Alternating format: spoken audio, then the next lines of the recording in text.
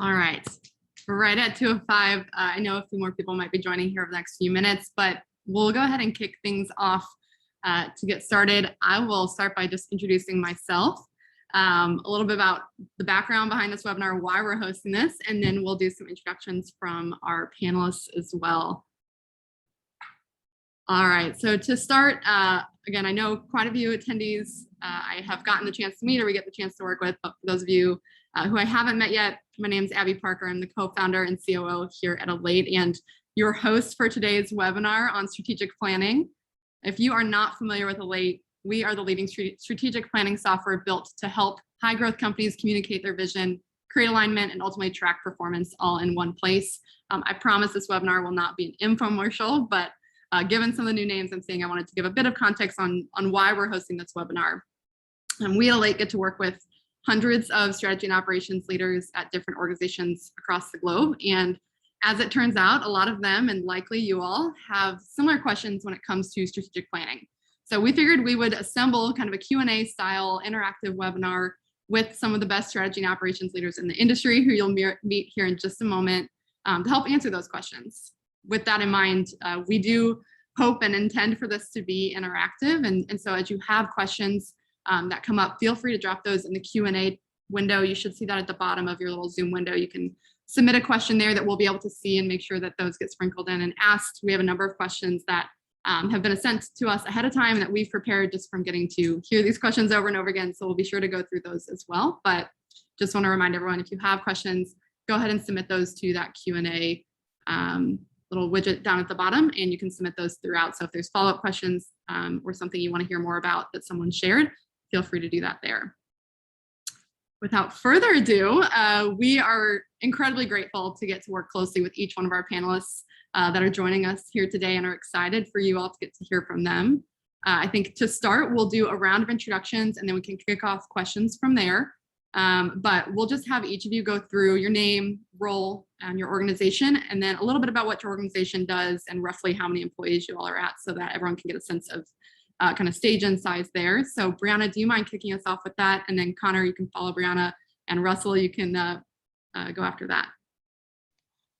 Sure. Thanks, Abby. Thanks so much for having me here. My name is Brianna Crampier. I'm the head of operations at Able, and Able empowers school districts with tools and analysis that really simplifies some of the more invisible administrative operational processes that are running sometimes on autopilot in the background of districts, but they actually really impact students. So our platform and our services help districts expose those processes and find points of inefficiency or inequity even, and help them get back in the driver's seat and actually design intentional schools, schools that are responsive, schools that are aware of opportunity gaps, where students then can be in the driver's seat and own their future.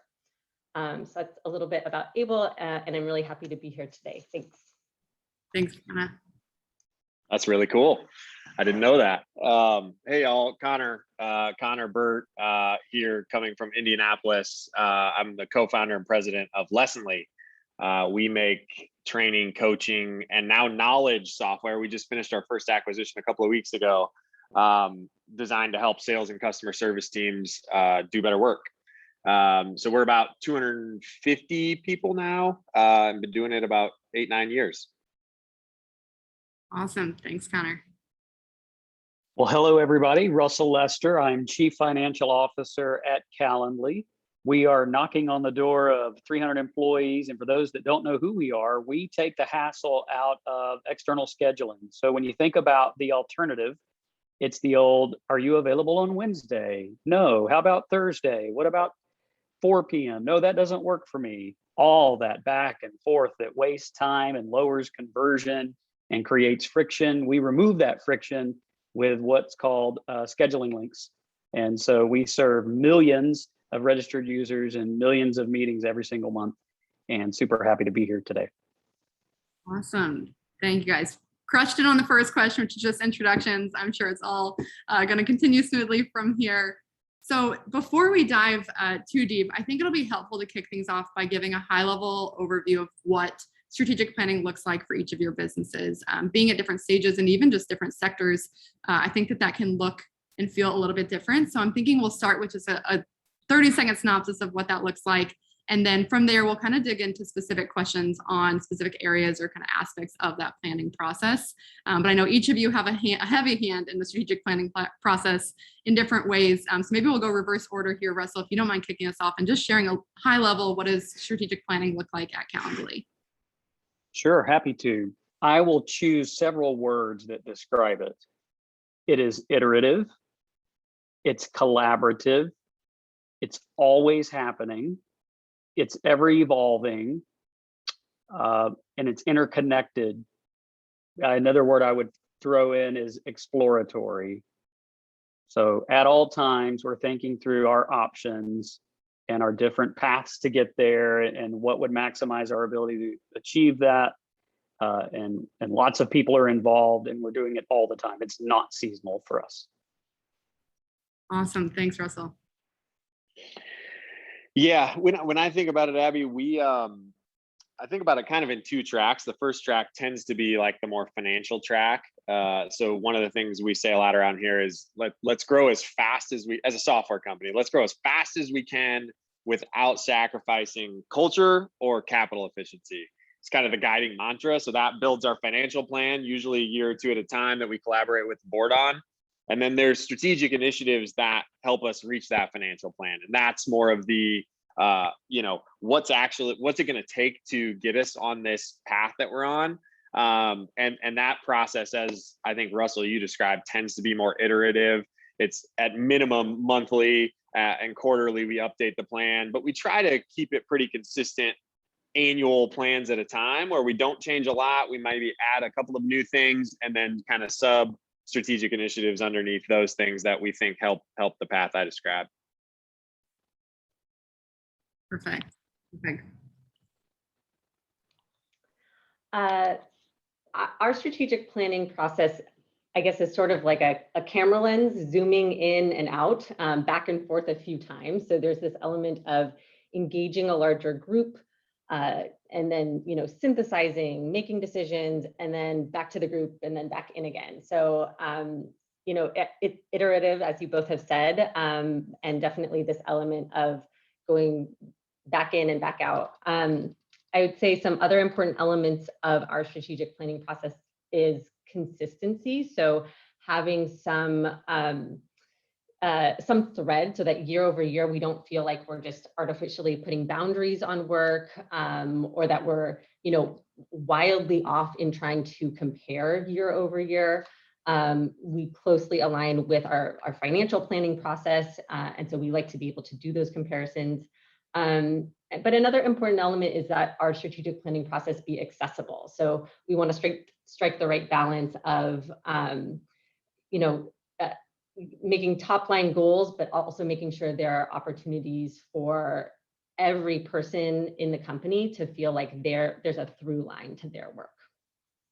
Yeah, first of all, thank you all. I think all of those are incredibly important. It's interesting to see a lot of the commonalities there. Brian, I love the kind of like camera lens analogy you just gave there, of zooming in and zooming out. And I think that's a really great place for us to start, which is, generally speaking, throughout this iterative process, there are often these specific moments where leadership teams will kind of go, whether it's offsite or now with us all being virtual, meeting virtual, where they're really kind of brainstorming and maybe like vision setting even, and saying like, what does this look like for the next whatever time period that is. A lot of times I think we work with customers that do this on an annual basis, but there are smaller elements of that quarterly that we'll get into here in a minute. But when you all think about those kind of zoom in moments, Brianna, to keep running with your analogy, those moments where you're meeting as an executive team, what do those offsites, or are you meeting virtually? What do those typically look like, and who specifically is included in those? Is it just typically your executive team? Is that something you bring other levels and layers of the business into at different times? Would love to maybe start there. And Connor, if you don't mind kicking us off there, and then Russell, I'll have you chime in after that and end with Brianna. That'd be great. Yeah, specific to our quarterly strategic planning offsites, we typically try to make them 2 days and 2 half days, really. We try to not make them too long. And one of the better pieces of advice I've gotten from Scott Dorsey, the former CEO of ExactTarget, as we've tried to plan these, is we make one day specifically focused tactically about the next quarter. Think about that as, what are the big objectives we want to achieve next quarter? And then the next day or the first day, either or, is thinking much longer term. So we kind of drop the run the business, thinking in the weeds of what's going well and what's not. And we zoom out on a big strategic question that we decide ahead of time. So we always try to bifurcate those and make space, very separate days for those, because it's hard to kind of jump from something long-term to something near-term. And we want to have people in the headspace of what is possible, not necessarily like what's the reality of today. So that's how we structure them. And then we invite, depending on the topics, it's usually just the senior executive team. And then we pull in different kind of heads of business lines, depending on the strategic topic and the inputs we feel like we need. Yeah, I would say in terms of timing, very similar. 2 days, sometimes 3. We always say we wish we had more time. The purpose of it is alignment. It's team building. It's looking back at how we did, looking forward at what lies ahead. And we try to thread the balance of spending time on both of those. That's helpful. Yeah, some similarities for us as well, except that this year and last year, in fact, we did remote strategic planning, which was a first for all of us. And so we broke up what is traditionally a 2 or 3 day in-person activity. We did over Zoom, and we did, I think last year we did maybe 3-4 hour chunks at a time, maybe more. And we made them a little bit shorter this year and did them over a number of weeks. That was effective, for a number of reasons. One, I mean, the work had to get done. And so it allowed us to still meet and make the space for this.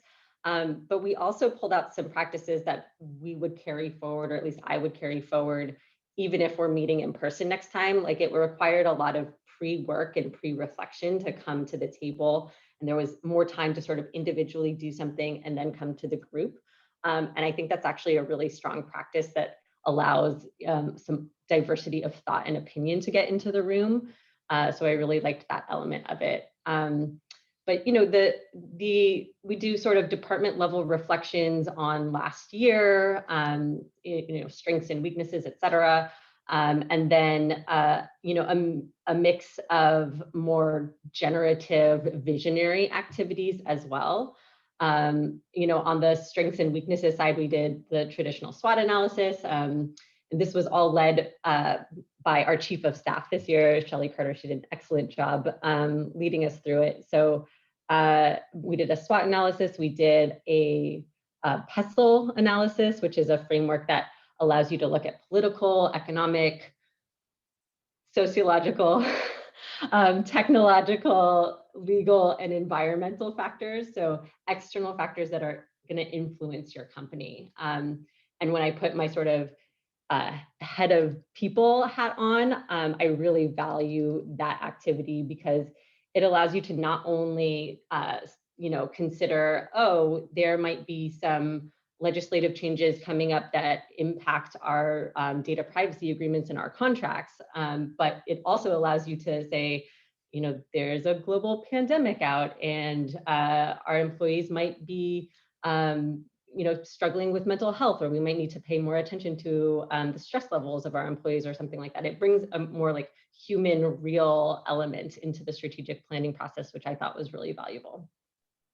That's super helpful. And Brianna, something you said, I think I want to press on a little bit more, which is this idea that because you all did this virtually this year, there was more prep ahead of time. So whether you do this in person or virtual, I would love to know, like, what are the things that you think people can do ahead of time coming into strategic planning that make strategic planning more successful when you either meet in person for 2 or 3 days or do it virtual? Like, what are the things that you all encourage people to think about, or even activities for them to do ahead of time to ensure that when you all come and sit down and you have this time together, that is obviously incredibly valuable, but it's also time spent away from your daily activities, making sure it's the most fruitful. So Brenna, if you don't mind kicking off with that, I'd love to know more, and then we can kind of go reverse order, Russell and then Connor. Sure. There are a few activities that I think have been valuable.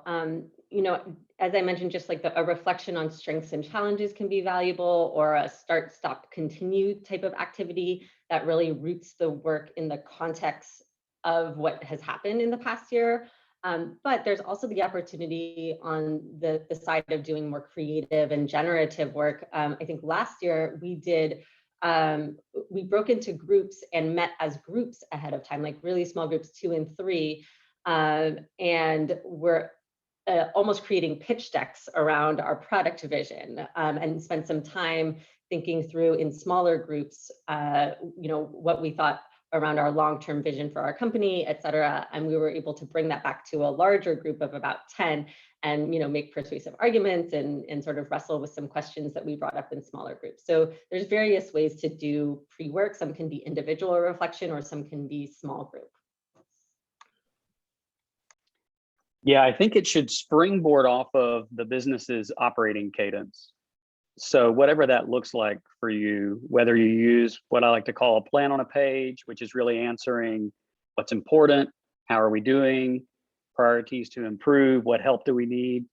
That's like the normal way that the leadership team will align. So then the offsite is just a deeper dive on that. I think also it's important to understand what business questions do we want to wrestle with. If it's just an offsite together and decompose the numbers and look back, it won't be as effective as if it's a time to get together and debate the future and what are the trade-offs we need to make. I love the reference previously to stop, diet, feed, and most of the time we know the harder ones is the stop ones, right? What do we need to say no to? I think so many companies right now, we're trying to do too many things at the same time, or there's too many opportunities, which is a good problem to have, or there's growth potential in so many different vectors. So really narrowing in on those areas of opportunity that are most prolific. So that means some sizing, some prioritization needs to have led up to that moment. And so you can go into the offsite and then have the debates and understand how the different teams work together and what will be needed to go back out and cascade the plan to the rest of the team. Two things I'd add. Forcing functions of I think the virtual environment for us is we kind of fell in love with an old school memo as a pre-read. So we kind of got the whole company on this kind of kick of writing memos before we walked into, especially the generative topics, as you said, Brianna, so that everybody's starting from a level playing field of information. And it honestly just saves a ton of time. And I think with that, one thing we learned is oftentimes as we were going into these strategic sessions, we weren't always super clear on what the goal of the session was. And as simple as that sounds, oftentimes, if I look back on early days strategic planning, we'd kind of start a session with no clear goal, and we'd walk away feeling like, oh, we got somewhere, but never really did. So what we started to do was put a simple template together of, we're going to go into a strategic offsite. There's got to be a pre-read, a memo. There's got to be a clear objective.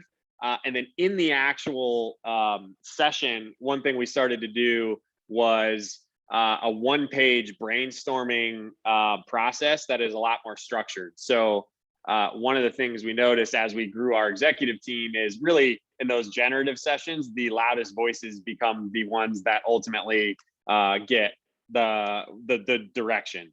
So we kind of paused and said, okay, everybody's got one page on this Google Doc. You've got 7 minutes to put or answer this key question. And then we're going to go around everyone, and everyone's going to present what ultimately they're thinking. And so between those three things, the memo, the goal, and then the brainstorming that's a lot more structured in this virtual environment, it's honestly made our sessions a lot better internally. I love that idea, Connor, of making sure you're going around and having everyone share, because I do think that that's something that people, for those of you, if you're joining and you haven't been part of a strategic planning process before, like one, as Russell shared, like there's a debate nature of that, and that's good. But Connor, to your point, it's also making sure that all voices are heard, because the different angles of the business bring such unique perspectives. When you all think about taking these offsites, whether they're multiple days, however long, they're usually 8+ hours long. And you think about, wrapping that up and ending it. I find that we get a lot of questions from strategy and operations leaders on like, how do you like transition that, or like, how do you wrap that up and end it, right? And make sure that there's clear takeaways. I'd love to know a little bit more about how each of you all have seen that done kind of well, either at your business or in other businesses that you've been a part of. Kind of wrapping that up, setting clear takeaways. Is that something that one person owns, something that multiple people own, or what is kind of the end process of those multiple day offsites? And Brianna, if you don't mind starting, we'll go there, and then Connor, and then Russell. Sure. This is where having a facilitator can be really useful, and it doesn't have to be, an external facilitator that you paid money for or anything like that. We in the past have used folks within the organization who are just particularly strong at facilitation and moving conversation and synthesizing information versus summarizing information. And it is really, really helpful to have that sort of roll up at the end of the process, and then a common structure for, I guess what I would call the end of the group process, when then department leads go and start creating their more department level plans and activities that fall under that plan.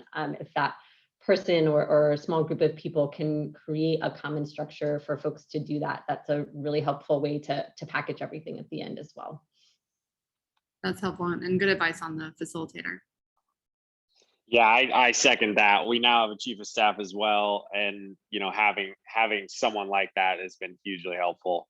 I would say for us, in terms of the offsites, like day one of the more tactical near term, the output and the goal is to get to a set of objectives we're going to go work on for the next quarter. I mean, it's pretty simple, and make sure there's alignment and agreement across the business that these are the most important things. For day two, that is the more longer term outlook. It depends on the topic, but usually if we do our job right, we have a clear idea of what we are walking out of there with before we start the session. So it might be, hey, there's a project plan to update our strategic narrative that gets done by a certain date. Or it might be, hey, we're thinking about these 5 categories of adjacencies that we want to get into. Let's narrow it down to 2, and next quarter go do a ton of research to figure out build, buy, partner. It's things like that, but it all starts, like I was mentioning earlier, with what is the goal of the day 2 longer term session, and usually it's a very clear deliverable that we're working towards. That's helpful. Yep, agree with all the comments. Another thing I'd add is the worst thing that could happen coming out of these is create a lot of noise, fear, uncertainty, and doubt for everyone else. It's like, oh, we can tell the leadership team has been meeting because now suddenly all the priorities have changed. Someone read a new book. Here's a new method. Here's a new hypothesis. So it should be, it should act as a force multiplier. It should be, we've met together to identify the areas of friction that have made it hard to achieve success. We've decided the things we're not going to do. We've narrowed the things we're going to do. We've figured out how we're going to work on them together. But most importantly, how are we going to measure? How are we going to measure what we've declared we're going to go and do? And maybe more importantly, go and test and learn and come back the following quarter and say, how did that go? Did our bets pay off? Do we need to make different bets? And so really crystallizing the learning opportunity that happened at the offsite, cascading the learnings, and demonstrating alignment. It's important for the rest of the company to see that a leadership team is clear and aligned, and the follow-up that the chief of staff can help affect, and the follow-up the leadership team can reflect is that there is alignment and support, and that will instill confidence in the rest of the organization.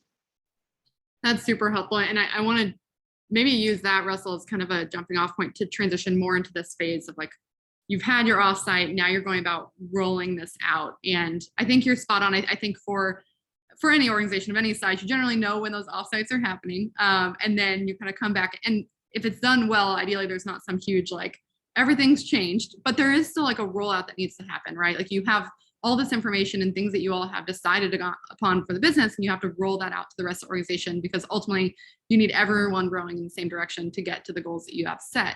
So when you all think about that, I would love to get even kind of specific on like, how do you all think about rolling out that plan? Do you all start with, is it an all company meeting, or do you all start with maybe VPs and directors and then cascade down? What have you all seen? What do you all do for that? And what have you seen as kind of successful aspects of that? So Russell, if you don't mind kicking us off, we'll go reverse order, Russell, Connor, and then Brianna. We do a regular monthly all company, all hands. And coming off of our most recent leadership offsite, we had some modifications to our second half plan that we felt were worth sharing with the rest of the organization. So we did that. And it's sort of like the old adage, tell them what you're going to tell them, then tell them what you told them. It's that reinforcement.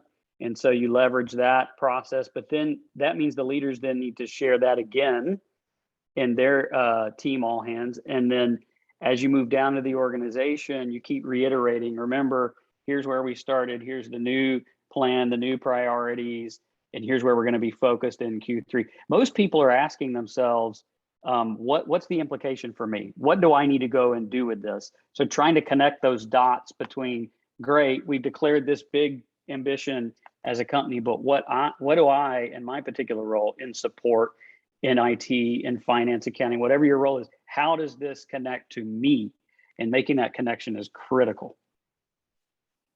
Yeah, great point. We try to keep the big kind of meetings and changes to a minimum. So we do what we call our State of the Union, fancy name for a company meeting, but we get everyone together the start of the year and mid-year. And it's a big event. Beginning of the year, it's rolling out the annual plan, and the mid-year is really focusing on, we have a core value at Lessonly to highlight what's working. So we go through the first half of the year and highlight, hey, here's what's going really well. Because I think a big potential pitfall of strategic planning is you gear only towards what's not going well. So oftentimes our strategic plan is, hey, this is really working, let's do more of it, as much as this is all the stuff that's not working, let's fix it. And we usually use those so-tos as big moments to try and get people really aligned. And then, like you're saying, Russell, monthly kind of update type meetings to make any small tweaks we need to. But we really try not to, steer left and steer right too frequently for the big things.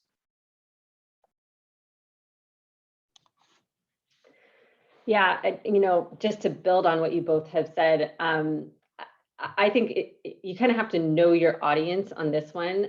Sometimes it makes sense to do an all hands, and sometimes it's much more effective to be done at the department level. I do think that there should be some high level announcement and engagement, at an all hands, and every company is going to have a different cadence for that. But probably just the top line goals. So everyone is aligned on that.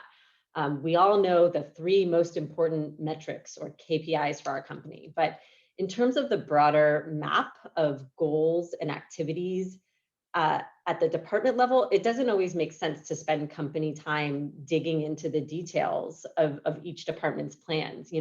We have tried in the past, I think it was last year, each department lead did a 5-minute video that people could consume asynchronously, and that was fine and good. But to Russell's point, I think the most important part is that that folks doing the work and have to achieve the goals, they need to have a say in how that work gets done.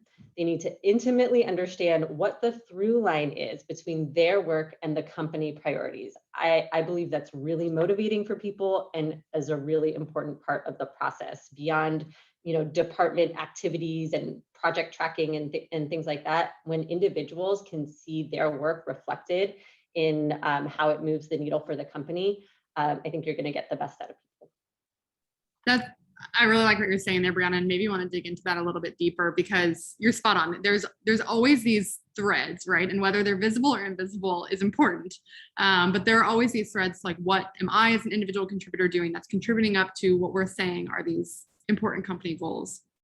Oftentimes that's kind of bucketed by team or department. So when you all think about, you all setting an executive team level goals and rolling those out to departments, how do you all make sure that those department or team goals are aligned to that top level one? Is that something that each executive is responsible for ensuring for their own team? Is that something that you all, I guess I'll leave it open and I won't provide suggestions. I'm curious how you all make sure that there is alignment between the team goals and the company goals. And Connor, if you don't mind starting us off there, and then we'll go Brianna and Russell. Yeah, it's changed as we've grown. I think as we've gotten to 250 folks, like it used to be very different when we were smaller, but at our current stage, I think about it like we try to source as many good potential things to work on as bottoms up as we can. So each department is, if it's product, all the way down to product managers and engineers, what are the ideas of objectives we should be working on? That kind of filters up to the executive of the department, who then kind of thinks about, okay, limited resources, what can we actually get done? And then even from that list, the executive of the department is saying, these are my 2 most important things this quarter. Because as an executive team, we have hundreds of objectives being worked on at any given one time. So in our current maturity phase, an executive's job is to prioritize what are the 2 or 3 that's most important out of everything being worked on. And then at the company level, we try to highlight 5 objectives a quarter that we think collectively cross-departmentally are super important. All of those objectives are getting tracked and displayed to the team through Elate. And then we just highlight the ones that we think are cross-functionally super important. So bottoms up from the start, prioritized by the executive. And then we collectively as an executive team look at the small subset that have been deemed kind of highest priority. Yeah, Connor, I really appreciate that description. And I think that really resonates with me because, when there's this mix of the personal reflection and bringing those to the larger group to synthesize and then up to the executive, as you stated, people should be able to have these points of accessibility and see themselves reflected in the goals because they've had input into them in the first place. So I think that's a really important, point. And I do think that this is also where department leads can support in crafting helping staff craft goals that are aligned to the company, and making sure that their work is reflected in the higher level goals. Yeah, Brianna, I think you've used the phrase through line. And I think that's an important theme here. Everyone has imposter syndrome about this because what ends up happening? You summarize it so much and the people at the individual contributor level feel like it's overly summarized. You go too granular at the functional level and you give your OKR updates and people start to tune out because they're like, well, I'm in marketing and this is finance and it's not relevant to me. So we're always trying to strike that balance. And what I have found is effective is connecting it to company priorities, but expressed in functional actions. So everybody's pointed back to the same, call it 3-4 company priorities, and they can see that through line for how the work they do helps accomplish the departmental goal, which helps accomplish the functional goal, which helps accomplish ultimately the company goal. But visualizing that interconnectedness to see, oh, wait a minute, we're all focused on that initiative. These 5 teams are all focused on it. What is that then question? Is our sequencing right? Is our prioritization right? Or are we under investing in certain bets? Because with a scorecard like that and a tool like Elate, you can see we're over indexed over here and we have very few teams investing over here. So this priority has much lower likelihood of success. So I think the through line is important, the visibility is important, but the interconnectedness to the company priority in words people can understand is the key. I'm going to keep pressing on this a second longer because I think there's some interesting threads going on here. So when you all think about rolling this out to different departments, one of the things that we've seen a lot is that different departments think about how they're accomplishing those goals and even measure them very, very differently, right? So like sales and marketing very clearly usually has hard numbers. They know what their goal is. They hit it or they don't hit it. It's kind of clear to understand on that side. Then you look at more of the technical side of the business and you look at product engineering who are oftentimes working agile. And so it's not like a waterfall where it's like, here's our goal. We're just going to work backwards from that. It's very much iterating how do you all work to like marry both of those sides of the organization so that there's a clear understanding that that they do functionally work different, but at the same time, they're still supporting the same company goals? Would love to start there. And Russell, if you don't mind starting, and then we can go with you, Brianna, and then Connor. Yeah, so we're getting into kind of vernacular and finessing of how goals are worded and the granularity of metrics, and that's really the gist of your question, right? Yeah, and even like, how do you, I guess one of the question behind the question here is like, we hear a lot of times that different areas of business have a hard time understanding that connectedness, right? Like they might see that they're drawing to the same thing, but it happens really differently. So I think what I'm trying to get at is like, what are ways that you as a leader of the organization help facilitate like the team's understanding that there are differences in how they'll help support these, but that they're ultimately connected together?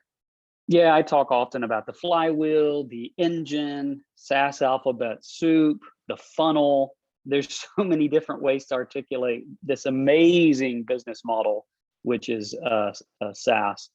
But getting employees to understand that. So as we onboard new employees, we teach them all about how our flywheel works and how an impression leads to a sign up, leads to a conversion moment where they hopefully activate and they convert to active use and they hit a paywall and then they convert and hopefully they expand and hopefully they become happy, active, sticky customers that tell other people, and the flywheel inertia gets moving. And so helping them visualize that and understanding at each tranche of the flywheel or funnel or engine, pick your example, here are the measures that we use to determine. The part two of that would be there are input metrics and output metrics. I so often see teams focus on the output metric, and what they influence is what? The input metric.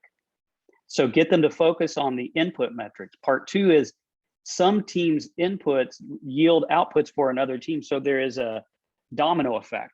So helping teams understand that the work they do and the success that they deliver has a cascading effect to another team downstream. That's helpful. And Brianna, if you want to go next. Sure. There's a couple different parts of your question that I'll try to answer. One is the more tactical, like if you're asking like, is it okay if somebody tracks their goals in Google Docs and someone tracks their goals over here? But my feeling, at least for a company of our size right now, which is smaller than both of my panelists, my fellow panelists, I think that's okay. I think it's most important that when you're reflecting on the company level goals, that people see a consistent format there.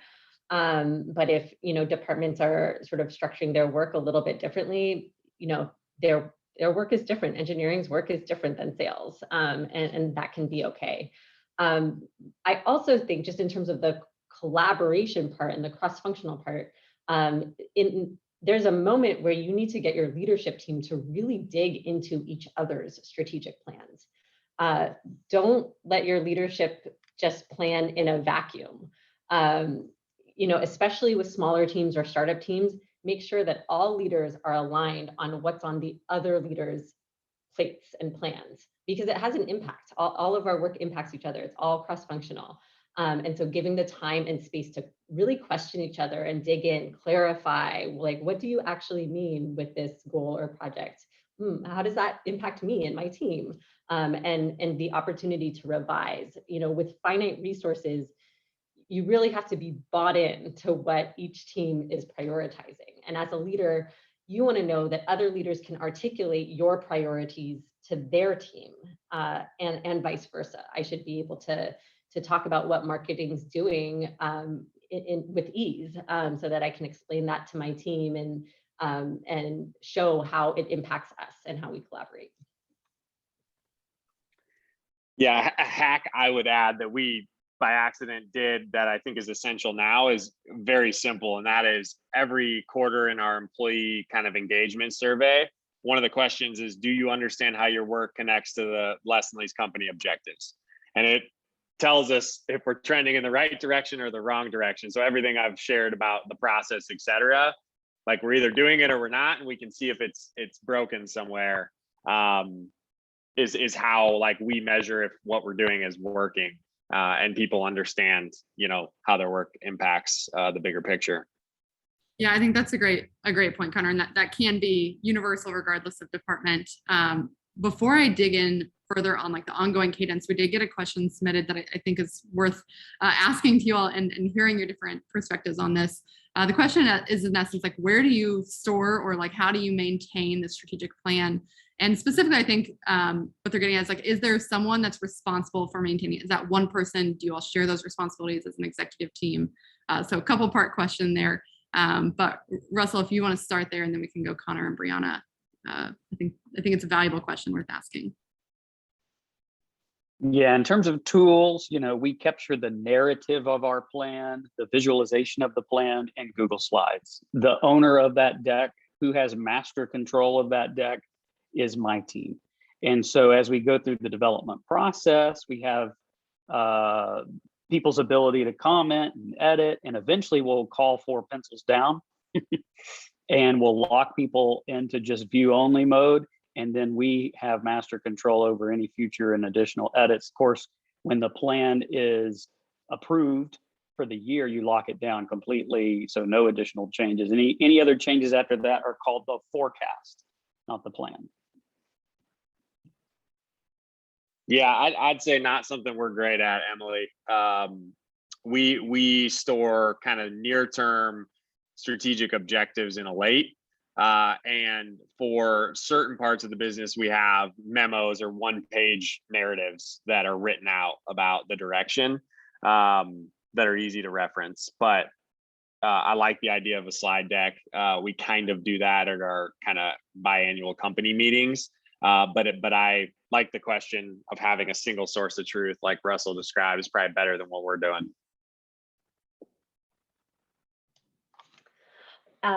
We have an ultimate owner of the document, which is our chief of staff. She owns the process and the document. We store, as Russell said, the narrative in a Google Doc. It's just longer. It's longer. There's more visuals in there. But then metrics and more department level objectives are in Elate. So it's a blend of two things. That's helpful. And there's another question here that I think is interesting, and Brianna specifically, with some of your background more on like the people operations side, they're kind of getting at questions about employee morale. So things like acquisition, strategy alignment, change management. And I think all of you have spoke to this, especially with the last year and a half that we've all been working and living through. It can be really exhausting for employees and can cause a lot of burnout, especially as you go through a lot of changes, which a lot of businesses did over the last year and a half. So curious, Brianna, from your perspective, how do you manage that exhaustion and the change management that can specifically impact those employees? I think it gets back to something that Connor mentioned earlier, and I think Russell as well, is we don't need to involve the entire company in every decision and every ideation and every idea. That can be exhausting for people. So it's important to just roll out the pieces of the plan that are most important to people getting their work done, to making them feel motivated, and not provide too much context. That's the wrong way to say it. Not overly inundate them with information or options. One thing I would add in the last year we've noticed, I think burnout's a good point on the question. Like I think one way that has to be done is just get people taking time off. I mean, we've always run the business with an unlimited PTO policy and realized nobody takes advantage of it like they should. So we've built some forced days off. At the end of every quarter, we take a half day. And then we did a summer break this year, which was immensely needed, where we took the week after 4th of July off. And honestly, in those moments of like high stress, even though it doesn't feel like it, a day or two goes a heck of a long way. So that was the first thing I thought of when you asked that question that we've done that I think has helped. And I think the second I've noticed in the last year is you got to just be honest about the change that's good and the change that's bad. So if there is negative change that is going to impact someone's role or livelihood or, be tough. You got to just be willing, I think, as a leader to just say it. Like, this is changing. This is going to be tough, hands down. And I think people appreciate that clarity, so that when you do have change that has the potential to be good, has the potential to be exciting, it doesn't fall on deaf ears because every change is being spun to the positive, because everyone knows that not every change is going to be great, depending on what role you sit in the organization. Yeah, one of our core values is start with human. And part of start with human is that Calendly feels like a safe place to express your thoughts and feelings, ideas, perspectives. We also do a similar time off policy.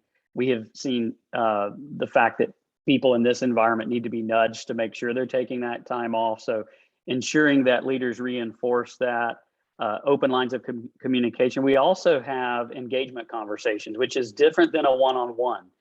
And we let employees know it's different than a one-on-one. And the goal of an engagement conversation is to check in on them as a human.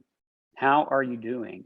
Where do you need help? What's causing you stress? What do you enjoy about the work that you're doing?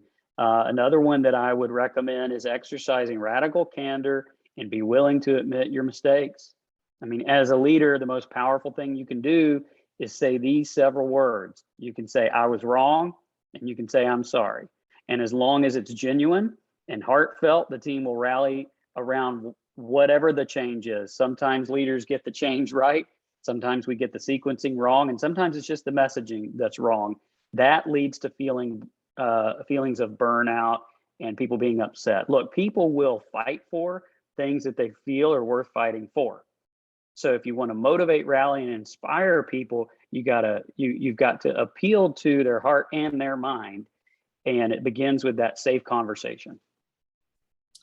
I appreciate each of your perspective on that. And I think that's each of you kind of hit on some core values that, from getting to work with you all, I know are important to your business. And I think it's an important piece to step in on. I'm going to zoom out a little bit back to the strategic planning process. I know we only have a few minutes left here. So one question I really wanted to make sure we got to are, each of you have been at different stage companies, not just where you are currently, but in your past as well. When you all think about the strategic planning process, what are maybe an aspect or two of that process that you think are essential, no matter how large or small your company is, whether it be the leadership offsites or specific parts of that offsite or even the rollout? Would love to know your perspective on that. So Brianna, if you don't mind starting us off, and then we can go to Russell and then Connor. Sure. I think every strategic planning process that I've been a part of, and every company size, you end up, as Connor said, with hundreds of objectives at the executive level. And so it's really important to have that moment or that process of prioritization. It's really easy if you have even just 3 to 5 top level objectives, and then you have each department create their 3 to 5 top level objectives, based on that, and you have 6, 7, 8 departments. You've got hundreds of objectives that you need to track, and with a small team or limited resources, that's going to be really challenging. And so having a clear time to prioritize, and whether that's one-on-one, whether that's in a small group as the leadership team, where the goal of the session at that moment is to figure out what needs to either come off the plate or be deprioritized. I think that's really important, no matter what strategic planning process you're in. Yeah, I'd say there's no one size fits all plan, method, framework, but what there is a mindset that the planning process, which I like to call as an always planning mindset, is not shelfware. If we go and we do this amazing thing and articulate this plan and kick it off and then go back and do our day jobs, and there's disconnectedness, that's a great way, one, not to achieve your objectives, and two, to create confusion within the employee base. So live the plan out every single day by keeping it top of mind, staying focused on the North Star metrics, using it as the guide to know where we're headed and how we're going to accomplish it, and revisit it regularly. Now, what did we say we were going to do? How did we say we were going to measure that? how are we doing against that? And so holding oneself accountable and letting it not be shelfware. Yeah, maybe slightly different answer to this. I was thinking about like, what do I wish we would have done earlier that we were doing later? And I think two things we've done with some advice. We got some advice from one of our recent investors, strategic investor, Zendesk, some may be familiar with. It asked us a question, which was, what if you were to solve a bigger problem for your customers? What would that be? And so that really kicked off a strategic planning exercise almost every quarter to think about what's the bigger problem we could solve for our customers. And that leads to new products, it leads to new partners, it leads to a lot of different things. But I think we tend to get, in our business, we get so focused on delivering the best training software in the world, we kind of lose sight that there's probably bigger opportunities on the side or adjacent to what we're doing today. And it doesn't mean we upend the plan and automatically go do those things, but having, we had a specific project where we just mapped all of these opportunities out so they stayed top of mind, was one key question we always tried to answer. And then the second, I think, is who's on the strategic chessboard. If you're a high growth software company, like who's ultimately going to be a great suitor for your business someday, that list should always be changing. And spending some time thinking about that and what are their strategic priorities and what's on their roadmap, I think is a worthwhile exercise in those strategic planning time that, you kind of get lost running the business day to day. And if you're not answering both of those things, eventually you're going to get big enough where, and we got big enough where, man, we missed opportunities probably because we weren't doing that. Both of those things. Love that. I know we have just 5 minutes left here, so I'll start to wrap things up. I think last question for each of you. We'll go around Brianna, then Connor, then Russell. If you had to share just one piece of advice for a fellow strategy and operations leader to consider as they're thinking about their strategic planning process for those that are on the calendar fiscal year here coming up in a couple of months, what would that one piece of advice be? And it can be original thought or maybe advice given to you.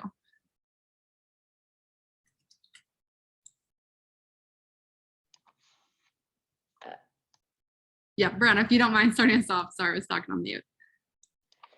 Sure. I don't think I have sort of an ultimate piece of advice, but I think a small adjustment that could really enrich the conversations is this idea of allowing for processing time and pre-work and giving the opportunity for diverse voices to get into the conversation.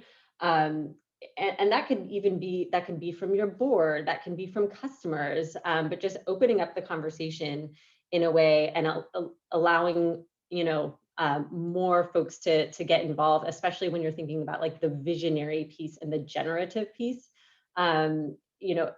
If you can expand from just that, 2-day strategic planning offsite and think about all of the other inputs that could really support getting to a higher level of thinking, I think you'll get great results. Yeah, I think the only one I haven't shared that is top of mind is, if you run a quarterly planning cycle, there's 64 business days in a quarter, and you're gonna find, at least we found, the number one reason for not hitting an objective or not getting something done is we tried to do too much. We tried to do too much in those 64 days, and therefore we dropped the ball on a couple of these objectives. So, I think the discipline to say we have 3 company objectives and each department does a lot less, but they do less a lot better, is probably the best experience I could share. Yeah, I'd close by advising people to manage their calendars well, which is not unusual advice coming from Calendly. But when I say that, I mean create time in your schedule to ask yourself, what are we missing? What are we missing? There's so few people at your companies that are doing that. They wake up, they check their email, and they're immersed in their day, and they don't create that unstructured thinking, brainstorming, curiosity time to say, okay, what are we missing? It's during that time that the jewels are found and the gold is found. I think all of those are incredible piece of advice. And I think I speak on behalf of everyone who attended, as well as all those that will watch the recording as well, and saying thank you all so much for sharing with us, for joining with us. I think all of you were incredibly transparent, which is really, really helpful. So thank you all so much. We'll wrap things up here to get everyone back into their day on time. But if you have any follow-up questions, feel free to send them over to us at hello@goelate.com, and we're happy to connect further on those. And if you are interested in learning more about Elate, feel free to send me an email at abby, ABBY, @goelate.com. We'd love to meet you and see if there are areas that we can help you with in regards to strategic planning. But again, Russell, Brianna, Connor, thank you all so much for the time today, for sharing your wisdom and advice. It's been great.